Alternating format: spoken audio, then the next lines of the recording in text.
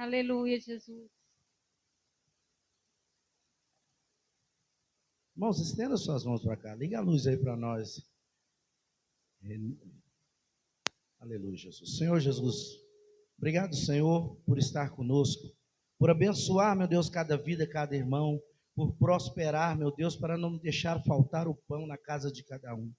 Senhor, derrama, meu Deus, sobre a tua igreja, Senhor, para que nunca falte o pão, Senhor, para que o sustento da tua casa, ó Pai, seja sempre nas nossas mãos, para que nós tenhamos condições de cuidar da tua casa, em nome de Jesus. Abençoa os teus, em nome de Jesus. Amém. Irmãos, podemos assentar? Louvado seja Deus. Santo és o Senhor.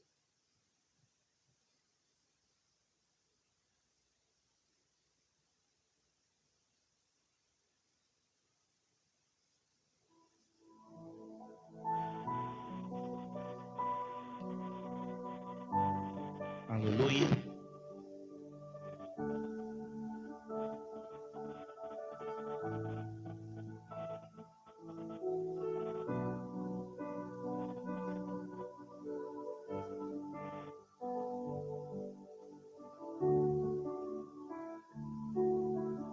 Aleluia.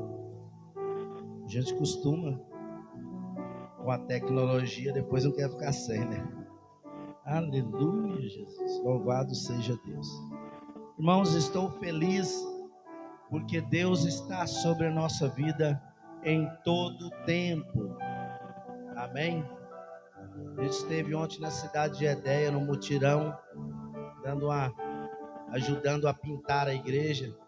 Nosso irmão Antônio, pastor Antônio de Morrinhos, estava à frente do trabalho, está à frente do trabalho, né? Não deu para terminar, mas pelo menos formamos uma equipe e tentamos ajudar. E creio que ficou bom. Depois eu vou postar no grupo a filmagem da pintura para os irmãos verem. Foi bom. Conhecemos vidas novas, pastores que vão somar conosco. Queremos nós também somar com eles. Prometi para eles que nós vamos juntar a igreja aqui. Vamos lá. Conversei com o Deraldino hoje, que é o cara desse ponto. Ele falou, vamos? Falei, Deraldino, vamos juntar 2 carros aqui. Ele falou, não, pastor, vamos juntar 2 ônibus. E vamos lá, em nome de Jesus. Amém. A cidade de Edéia, se prepara, porque muito em breve estaremos lá. Amém? Muito bom. Jesus abençoe o nosso pastor Eteonei, que tem tomado essas atitudes e mostrado que o evangelho de Cristo não é dar tapinha nas costas do irmão, mas viver ele é isso, ajudar o nosso próximo, né? Unidade é para isso, para abençoar o próximo. Amém? Nós vamos, projeta para nós Romanos 6, onde vamos trabalhar hoje, uma palavra um pouco simples, mas eu creio que será edificante para a casa do Senhor. Romanos 6, versículo 23. Romanos é o primeiro livro do apóstolo Paulo, a primeira carta do apóstolo Paulo, logo após Atos dos Apóstolos. Um livro, quando Paulo está iniciando o trabalho. Romanos 6, 23, o último versículo do 6. A palavra do Senhor está escrito assim. Vou ler aqui embaixo mesmo. Porque o salário do pecado é a morte, mas o dom gratuito de Deus é a vida eterna. Amém. E ainda finaliza, por Cristo Jesus, o nosso Senhor. Eu pus como título dessa passagem, o fruto do pecado é a morte. O salário do pecado é a morte. Amém? Vou ser breve, que o nosso tempo hoje é curto. Amém? Mesmo quando eu tenho um tempo longo, a minha esposa fala para mim, sua pregação está muito pequena. Então hoje eu tenho uma desculpa, o tempo é curto. Aleluia. Irmãos, eu me vejo como uma pessoa que gosta de incentivar outras. Não sei se os irmãos já viram isso. Isso é automático, né? Eu sou aquele que gosta de incentivar. Às vezes a pessoa está meio abatida, eu falo, não abate não. Deus é contigo. Isso aí é fase. Ou então é isso que está acontecendo por algum propósito. Ou quer desanimar de um negócio, não desanima. Deus é contigo. Às vezes quando eu falo, irmão, não faça isso, é muito raro. Mas é porque talvez eu já tenha passado por aquilo. Mas eu tenho um propósito comigo de incentivar as pessoas a fazer. Até há um tempo atrás, o Vinícius estava admirando o carro. Eu falei, Vinícius, não compra esse carro não. Esse carro é problema. Nem sei, eu acho que aquele carro é bom. Hein? Eu estava falando que é problema, que o carro é bom. Mas assim, a gente tem tanto, sofreu com tanto, com as marcas estranhas, que a gente não quer que o nosso irmão passe por aquilo. Então, o interesse meu de incentivar as pessoas é para que todos nós venhamos a conquistar, crescer, ter. É tão bom você ver o irmão prosperar. Mas eu também tenho um ponto que eu reparo muito em mim, que eu peço muito das pessoas reconciliar, principalmente com Deus. Para que nós possamos conquistar, nós temos que reconciliar, voltar atrás. E o projeto da igreja cristã, o projeto da igreja de Cristo é que o povo da igreja de Cristo cresça, as pessoas desenvolvam. E para que as pessoas desenvolvam, as pessoas necessitam voltar atrás, reconciliar, fazer uma nova aliança com Deus. Isso é muito necessário. Porque se nós não ligarmos com Deus, nós estaremos desligados de um processo que nós queremos atingir.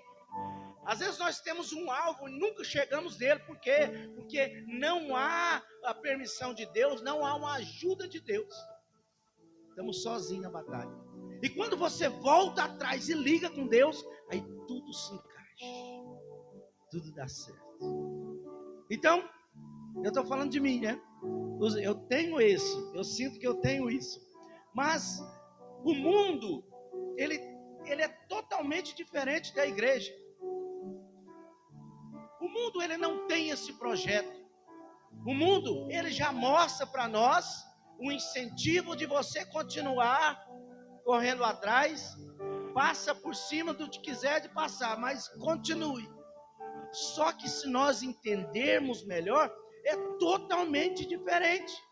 O mundo não vê com os olhos para você prosseguir, meu irmão. Não desista, vá em frente, faça aliança com Deus e vá. Não, o mundo trabalha diferente. Você não errou, continue. Ah, mas eu prejudiquei uma pessoa. Não, isso não é culpa sua. Isso são circunstâncias. Não é assim? Isso é da natureza. Não é culpa sua, não. É o mundo que é contra você. Continue. Fica parecendo uma palavra de incentivo. Tá lindo, né? Além de tudo, o mundo está me incentivando. Eu vou. Como é que tinha umas propagandas na televisão que era meu corpo, minhas regras, é isso? Meu corpo, minhas regras. Eu faço o que eu quiser. Mas o mundo, ele nos incentiva a ir a um ponto sem perdão. Atropela, passa por onde tiver de passar. Não houve erro, não aconteceu, as coisas que estão no seu caminho. Continue em frente. Assim o mundo nos incentiva. Nós não escutamos mais um perdão. Me perdoa, me desculpa, errei. Por quê? Porque não é foco mais o mundo trabalhar isso. Nós não escutamos isso mais. Se eu estou falando uma coisa que eu sei que não é fácil. Eu vim aqui falar para os irmãos, peça perdão pelo seu erro, é algo. Sair de mim para fora é fácil. O difícil é a gente saber que a gente tem que voltar atrás e pedir perdão por algo que nós não fizemos. Né? Eu aprendi, e para mim aquilo era um maior absurdo, que que quem tem que pedir perdão é aquele que não deve. Eu falei, meu Deus do céu, não fiz nada com a pessoa, está de cara virada para mim e eu ainda tenho que ir lá pedir perdão? Tem. Porque se você não pedir perdão, vai ficar essa coisa chata. E toda vez que você vê a pessoa, há um rancor, há uma raiva, um ódio, você nem sabe de onde. Aquilo vai te alimentando e o Espírito Santo de Deus afasta de você. Então, o cristão, ele tem que, acho que vou usar até uma palavra meio pesada, ele tem que ser meio cara de pau para alguma coisa. Vai lá e pede perdão por algo que você não fez, né? Chega na pessoa, a pessoa fala, eu já briguei com ele uma vez, eu vou brigar de novo. Chega lá, me perdoa. Por quê? Xinguei? Me perdoa, eu não quero ser inimigo. É duro, é difícil. Mas quando nós voltamos atrás, refazemos a aliança com Deus, quando nós pedimos perdão para Deus, Senhor, eu errei, eu pequei, eu negligenciei, eu roubei, eu matei, eu envolvi com coisa errada. Quando você volta atrás, você religa com Deus.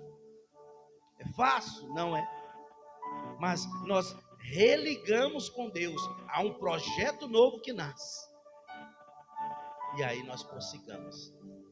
E tudo que há na tua frente, que você fala, eu quero, Deus contigo, você consegue. Mas se não tivermos essa ligação com Deus, não acontece. Acontece. O mundo não quer esse bem. O mundo quer o engano. O mundo quer que nós vivemos no engano. E eu queria dizer hoje, como eu estou pregando sobre o pecado, que o pecado, ele pode destruir o ser humano. É o único item. O pecado, ele tem o poder de destruir o ser humano, acredite ou não. Pastor, o senhor está pegando um pouquinho pesado. É claro que o pecado afasta a gente de Deus, mas destruir, o pecado destrói o ser humano. Olha que interessante, um pouquinho para trás, Romanos 3, versículo 23 também. Romanos 3, 23. Olha como é que está escrito aqui. Não precisa projetar, não. Porque todos pecaram e destituídos estão da glória de Deus. É isso não. O pecado afasta o homem de Deus, destitui ele de Deus. Aqui mais para baixo vai dizer assim, ó, que Deus, que além do pecado afastar o homem de Deus, ele causa sofrimento ao homem e a condenação. Olha que interessante que no Romanos 3, a partir do 23 está dizendo, o pecado, primeiro passo do pecado, afastar o homem de Deus. Esse é o primeiro projeto do pecado, de diabo. Porque quando o diabo vem guerrear contra o ser humano e ele está com Deus, ele não tem força de bater. Ele não tem força de te derrubar. Ele não tem como te atingir, porque algo está te cobrindo. Há um escudo, uma proteção. Aí, entendamos o que Paulo está dizendo aqui em Romanos 3, 23. A partir do 23. Que além o primeiro passo, o diabo vem e te separa de Deus. Primeiro passo. Quando você é separado de Deus, você fica vulnerável. E quando você fica vulnerável, a primeira coisa que ele te faz fazer é sofrer. Te dando sensação de que está tudo bem, mas ele te faz sofrer. Ele te leva à tristeza, te leva à amargura, te leva à vontade de suicídio, te leva à humilhação. Às vezes a pessoa nem vê, não, tá bom demais. Vai ver, a pessoa está na boquinha do poço para cair. Então, o projeto de afasta o homem de Deus, faz ele sofrer. E qual que é o ponto principal? Faz tudo isso para quê? Para te tirar a salvação, para te levar à condenação. Irmãos, por que eu estou rodeando tudo isso? Porque eu quero levar os irmãos a entender o tamanho, a profundidade que o pecado faz conosco. Qual é o projeto de diabo? A enfiar em nós o pecado. As propostas dele nos entregar ao pecado para poder nos destruir. É o ponto-chave. Você nunca vai ver falar nem de um cristão, nem de ninguém. O diabo entrou na vida do fulano e destruiu. Não é assim que funciona. O projeto de Satanás é diferente. Ele vem quebrando barreiras por barreira. Te afasta de Deus, aí pronto, o caminho está aberto para trabalhar. E aí ele vai até o final. Aí vamos lá. Eu vou tentar ser breve. Eu vou entrar na vida de Davi. Eu não vou ficar aqui contando para os irmãos que Davi era um poderoso guerreiro e ele venceu um leão. O leão veio atacar as ovelhas, ele venceu. Não vou também ficar contando que ele veio e venceu um urso. E depois de tanta preparação, ele venceu um gigante, não. Se você entrar na história de Daniel, ela é fantástica. Daniel não. Davi.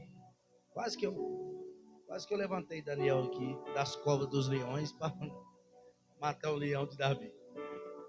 Davi ele é considerado perante todas as histórias da humanidade como o terceiro maior rei, terceiro maior conquistador de todos os tempos.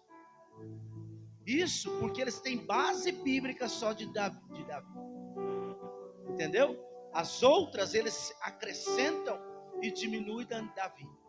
Mas Davi, ele tem uma história tão poderosa que ele pega o livro de 1 Samuel e 2 Samuel todo para ele.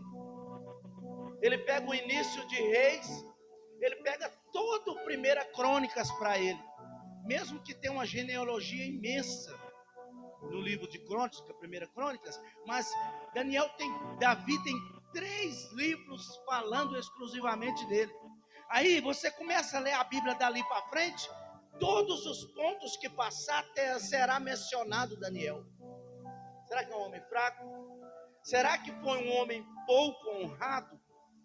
Se nós olharmos para a história de Daniel, de Davi, meu Deus, eu vou acabar de contar de Daniel. Se nós olharmos para a história de Davi foi o único rei que não perdeu batalha para ninguém. Davi entrava na batalha para vencer. Davi era temido por todos. A Bíblia conta que Davi teve na mão dele Saul algumas vezes e não quis o matar. A Bíblia vai contar que todas as vezes que eles enfrentaram os filisteus, eles venceram. Todas as vezes os filisteus vinham, eles guerreavam e venciam. Os filisteus vinham novamente, eles guerreavam e venciam. Tem uma diferença.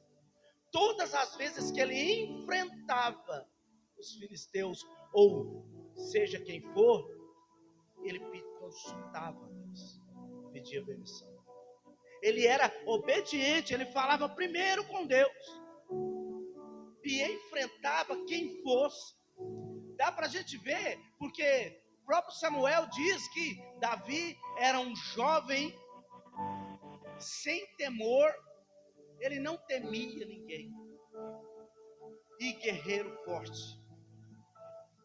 Dá para a gente ver sobre Golias. Todo o exército de Israel tinha medo de Golias. Ele não viu Golias. Ele viu apenas um pecador incircunciso. Dá para a gente notar a agressividade desse homem, desse jovem, ou não sei que tamanho que a Bíblia não relata se Daniel era grande, mas fala que ele era de estatura normal. Ele não tinha temor. Agora, analisem comigo, um homem desse, vencendo a batalha que ele enfrentava, era amado por Deus ou não era?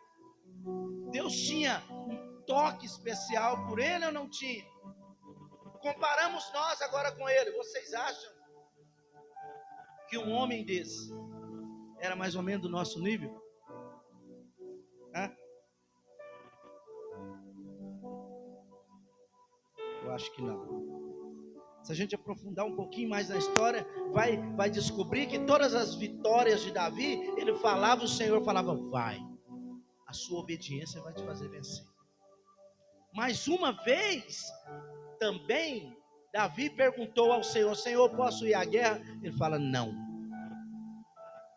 Aí fica um pouco mais difícil da gente entender ainda, porque a obediência, quando nós temos verdadeira obediência, nós passamos por cima de todas as circunstâncias. Aqui não foi fácil não. Para a gente ler o que está escrito na Bíblia e saber que Deus falou para Davi, não vá, ele pegar e falar, não, eu não vou.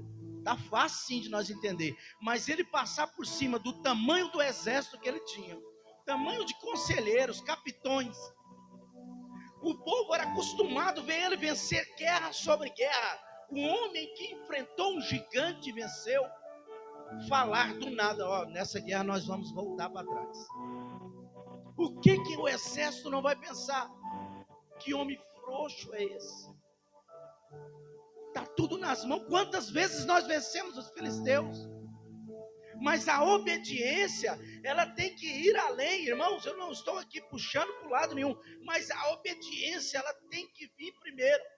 Porque quando nós somos desobedientes, automaticamente nós pecamos. Quando não há fidelidade, não há confiança. Quando Deus fala para você, vá, você tem que ir. E quando Deus fala, vem, tem que voltar. Não é hora, vai, não vai. Parece ser fácil de obedecer, mas não é. Se nós deparássemos com esse texto que eu estou falando de Davi, ele para e fala, não vamos à guerra. Mas os filisteus estão chegando, vamos esconder. Que conversa é essa? Um rei poderoso como sou eu, o tamanho do nosso exército. Se o senhor não quiser ir, pode ficar que nós vamos e vamos vencer. Não vai.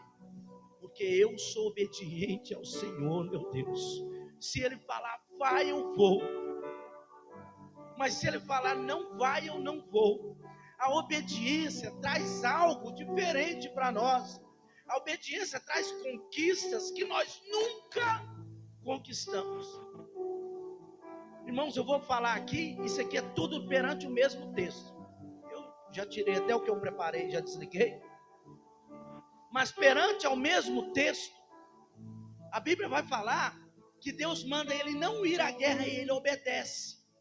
E a Bíblia para trás também conta de tantas e tantas guerras que ele venceu. Os filisteus eram freguês. Por ele ter obedecido, Deus fala para ele, quando você escutar nas árvores um marchar, vocês vão à guerra. E será a última vez. Quando Deus está com você, na batalha que você foge dela, a hora que Deus mandar você ir, nunca mais terá batalha. Toma posse para a sua vida. Sabe por quê? Porque Davi venceu os filisteus muitas vezes. Às vezes tinha que esperar 10 anos para os jovens crescer e virar soldado de novo. O tanto que eles ficavam fracos, mas eles voltavam a guerrear. Aí Deus disse, agora quem vai guerrear sou eu. E quando eu entrar no meio, não vai ter guerra mais. Quando Deus entrar no meio dessa batalha que você está cruzando, junto com você, nunca mais terá guerra. As conquistas chegarão. Como posso, meu irmão? Só que tem um detalhe dolorido. Eu estou mostrando a vida de um homem vitorioso, que é Davi. Eu estou mostrando a história de um homem que ele não perdia guerra, não perdia batalha, era respeitado por onde passava, tem o nome dele zelado até hoje. Além de tudo, Deus disse que ele era segundo o coração dele. Sabe o que é isso? É coisa que nós não podemos comparar, porque na Bíblia não tem outro. Só Davi é segundo o coração de Deus. Agora vamos para a parte ruim da história. Davi escuta o Senhor o tempo todo. Mas quando Davi decide a se entregar às tentações, quando Davi cai no pecado, quando Davi cai na prostituição, ele não consulta a Deus, ele peca. O interessante que eu quero que a igreja entenda é que este homem era segundo o coração de Deus. Era um homem que Deus olhava por ele e falava com ele o tempo todo. Este homem era zelado por Deus. E quando ele peca, ele desagrada a Deus. O nosso pecado, irmãos, o nosso pecado, ele não machuca quem nós estamos pecando. A pessoa que nós magoamos, o irmão que nós contrariamos, que nós chateamos, judiamos, humilhamos, não é ele o primeiro atingido é Deus. Porque nós estamos quebrando um pacto, quebrando um projeto, quebrando uma aliança. Quando Deus diz assim, ó, pode comer de tudo, aqui tudo é seu, domine, mande, faça o que quiser, mas esse fruto aqui não toque. É o único lugar na Bíblia que a gente vai ver a ira de Deus sobre o povo, sobre o ser humano. Quando vai lá e come o fruto. Não, peraí, pastor, mas isso está falando de Adão e Eva. Não, né? Engano seu. Da mesma forma que Deus ficou irado, porque vocês largam tudo para pecar. Tinha de tudo, tinha que vir comer do que eu não aceito, do que eu falei que não era para fazer. Da mesma forma acontece com nós, está na nossa frente, Deus fala, não faça, não toque, não mexa, não magoe, não entra, aí não é para você. O pecado, quando nós atingimos ele, primeira pancada é em Deus. É por isso que a Bíblia fala que separa o homem de Deus, porque nós atingimos primeiro a Deus, porque ele pediu, não faça. É uma aliança que está fazendo com Deus, corta ela, não faz, e faz. Aqui Davi, quando Davi peca, Davi quebra a aliança com Deus. Davi quebra a aliança com Deus, e o profeta Natan fala para ele que do jeito que ele falar, sairá da boca dele a maldição para ele. Ó, o seu destino cai nas suas mãos. É você mesmo que vai determinar o que vai acontecer com você. Meus irmãos, analisem comigo, nós estamos falando do final da vida de Davi já. Davi não estava nem indo para a guerra mais, ele ficou em casa enquanto eles foram para a guerra. Davi estava em casa, em vez de estar louvando e adorando a Deus, estava cobiçando a mulher dos outros. Um velho babão já cobiçando a mulher dos outros. Mas não serve só para os velhos babão. Quando Davi peca, Deus vira as costas para ele. A Bíblia fala que Deus fala para ele que se ele tivesse pedido, ele dava. E ele fala que 4 vezes aquela pessoa tinha que ser punida. Da mesma forma acontece com ele. Ele tinha uma filha mulher só. Ela foi estrupada pelo seu próprio irmão. Foi Deus que fez? Não. Mas Deus tirou a mão da proteção. O filho que a estrupou foi morto pelo seu outro filho. Deus fez? Não. A mão de Deus, a proteção de Deus sobre as suas coisas, sobre as minhas coisas, sai quando o pecado entra. O pecado entra, nós temos que arcar com as consequências, não tem proteção de Deus mais. Aí, a filha, não vou falar que ela morreu, mas com certeza as leis eram muito severas. A culpa caía tudo em cima da menina, da mulher. Ela foi exolada, essas palavras minhas, mas a Bíblia não relata mais nada sobre ela. A filhinha do papai, talvez a única filha que sentava no colo e conversava com ele, não tem mais. Perdeu sua filha, perdeu o filho que agrediu-la, foi morto. O outro filho que matou, cresceu o olho no reino, tomou o reino do pai, foi morto também. Um pouco mais para frente, outro filho quer tomar o reino também, foi morto também. Quer dizer, a moral da história, dali para frente, a vida dele, em vez de continuar a bênção, virou só maldição. A Bíblia vai falar que Davi teve uma morte, uma velhice sadia e tranquila. Mas eu creio que foi depois dele ter pagado esses preços, porque até lá só sofrimento. Enquanto tinha bênção dentro de casa, enquanto tinha paz dentro de casa, enquanto tinha harmonia com Deus, quebrou a harmonia com Deus, o pecado entrou. E quando o pecado entra, o mal se apossa. Porque a Bíblia não erra e não falha, ela diz assim, ó: o mundo já és do maligno. Abriu a porta, deixou o mal entrar, ele administra. E o pior de tudo é que ele administra do jeito dele. É para judiar, é para humilhar, é o que a gente leu aqui. Ele quer sentir, quer que a pessoa se sinta lá embaixo. Porque o final, o projeto do final é te tirar a salvação. Só que ele não brinca, ele quer te humilhar. Não deixe o pecado entrar na sua casa. Não deixe o mal entrar na sua casa, porque o pecado, ele arrasa com o homem. O pecado consegue destruir família, o pecado consegue destruir amizade. O pecado, ele consegue causar contendas que destrói qualquer relacionamento, qualquer família.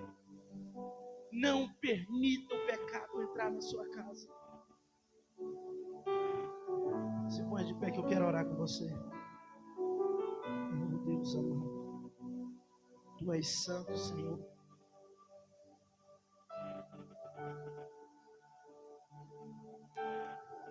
Davi não foi chamado segundo o coração de Deus à toa, mas pelo amor que ele tinha em Deus. Que mesmo depois do seu erro, mesmo depois do seu pecado, ele continuou louvando e adorando a Deus. Não é tarde para a gente refazer as alianças com Deus, voltar atrás e falar: Senhor, errei, eu falhei, eu quero continuar ligado a Ti. Esse título de Davi de segundo o coração de Deus não é à toa.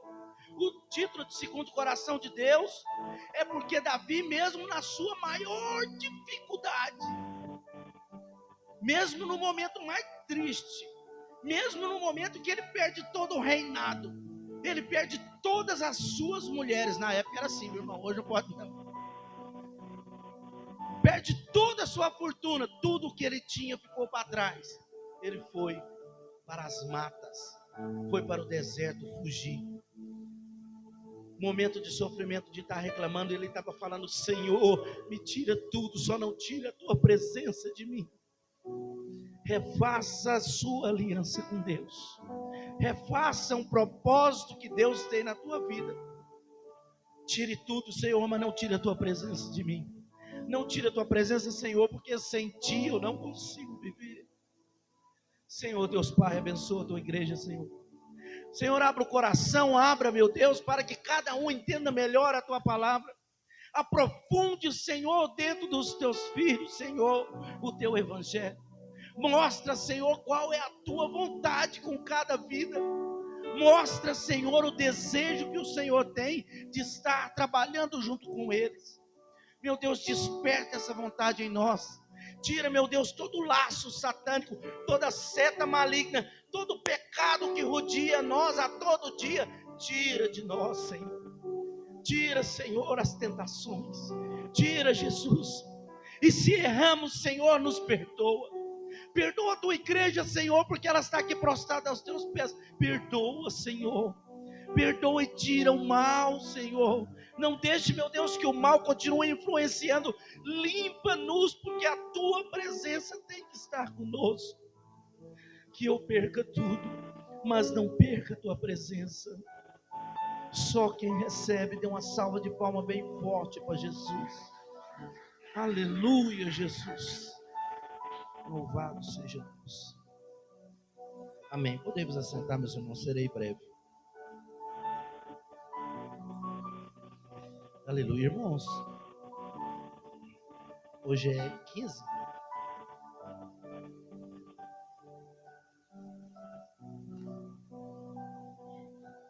Hoje é 15. Hoje é 15, né? Então, nós ainda temos mais essa semana, né? E o começo da semana que vem, até começaram projetando. Estou muito atrasado, mas irmãos, nós estamos aqui hoje 16 vidas, né? É? Tá bom, amém. Louvado seja Deus. Mas eu queria pedir para os irmãos, essas 16, algumas vão estar viajando, mas outras também vão ter retornado. Se não estiver viajando, irmãos, vir em todo projetando, porque há uma bênção. Irmãos, eu vou pagar um preço alto, porque pelo menos pelo meu limite, vou pagar um preço a mais, para que tudo que nós projetarmos para 2025, Deus venha concretizar nas nossas vidas. Tem projetos que nós tentamos, façamos hoje, aí chega o próximo ano, não acontece. A gente faz, vou virar o ano, oh, meu Deus, vou fazer isso, chega, vira o ano, mesma coisa. Mas nós vamos pôr no joelho agora. Nós vamos pôr os nossos propósitos debaixo do joelho. E eu vou estar orando e jejuando para a igreja durante toda essa semana. Começará dia 24, dia 23, dia 24, terça-feira, se eu não me engano, até na outra terça, que será já o culto da virada, né? Dia 24 até o dia 31. É isso? É isso mesmo. Uma semana de profetizando 2025. Vai ser uma semana profética para que nós possamos avançar, crescer no próximo ano que vem. Amém? Eu tenho certeza que Deus está neste projeto, porque eu não sou muito de fazer tais festividades para a igreja, mas se Deus está impondo no coração, é porque tem algo grande que vai vir para nós aí. Amém? Só quem crê, irmão, é só para quem crê. Amém? No ano que vem, em nome do Senhor Jesus. Se tem mais que crer, toma posse. Mas eu estarei de casa nova. Deraldino estará de casa nova. Raildo estará de casa nova. Você não quer casa não ano que vem, não? Cássio estará de casa nova. Eu tenho uma dificuldade tão grande com o nome, meu Deus do céu. Vinícius não vale não, né? Vinícius estará de casa nova. Casa dele, sua, em nome de Jesus. Deus vai entregar nas nossas mãos. Então, esse é um dos nossos propósitos.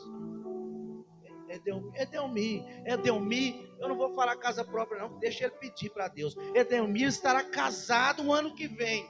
Recebe aí, meu filho, recebe aí, Edelmir. Em nome de Jesus. Estava de pau de Edelmir casar, gente. Aleluia, Jesus. Bênção de Deus. Amém? Então, às vezes a gente tem que pagar um precinho para chegar às conquistas para a gente. Iremos pagar e Deus vai nos honrar. Em nome de Jesus. Amém? Louvado seja Deus. Esconde não, Adelmir.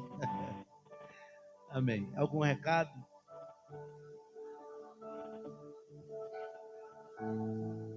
Ai, irmão, meu irmão. Me perdoa, irmã. O Deraldinho cresceu tanto aí que ele chega a tampou, irmã. Né? Em nome de Jesus, a sua casa. Mano. Não, mas a senhora já tem uma lá, né? Mais uma aqui. Senhor Jesus, uma casa em cada estado dessa mulher. Em nome de Jesus, a senhora estará junto com nós. Nós vamos montar uma igreja lá em cima, irmã Marineuza. Vamos ter que montar uma igreja lá. Né? Arrasta o irmão José lá para cima. As casas estão saindo para lá. Amém.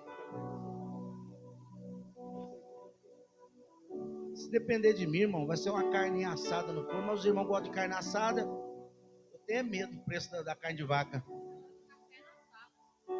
Amém. Não, então na hora do café, que nós vamos tomar mais um café, a gente vê a festividade. Amém? Louvado seja Deus. Pode finalizar a filmagem lá para mim, Ana Júlia.